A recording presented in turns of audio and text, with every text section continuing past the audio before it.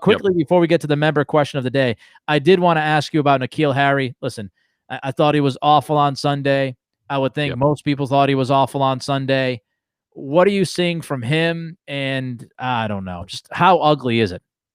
Yeah, it's bad. He has no clue. And I thought McDaniel's quote today was, and basically he said something along the lines of, normally they say, "Oh, we all have a lot to work on," and he basically said, like, that N'Keal has no shortage of stuff he needs to work on. And so I thought that was pretty pointed for a Patriots assistant coach to say that. It was bad. I had him for, he had a holding penalty that was bad. He had the drop, even though that was not a machine, by the way. Yeah, the drop was not a good pass from Newton, but he still needs to catch that.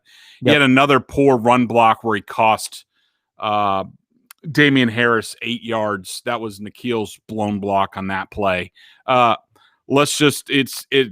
would assume now, with Dante Moncrief being more in the mix, eventually you think Isaiah Ford would be active and maybe play at some point.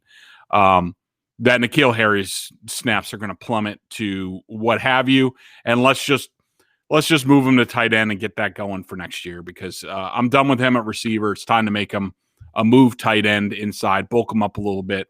Maybe he can do something there, because right now he's not a receiver. He's not. That's an interesting idea. And it's a shame, because I felt like earlier in the season he was showing signs of improvement, and I thought you could build off of that. And then right around the COVID time, San Francisco, right around that time, it just a marked decline again from him. And, if things went differently, who knows? But at this point, you watch him and he's not adding anything to the team. And so, you've got to try something else, I would imagine. And, I still think McDaniel should have tried to get him the football a little bit more early in the season with some simple things, simple concepts, just to get the football in his hands to try to build that confidence. And I also think, some of this is Cam as well. Like, Harry was open underneath on Sunday, and Cam doesn't just give him the football and see what he can do. He holds it, and he waits for Harry to try to get to the sticks.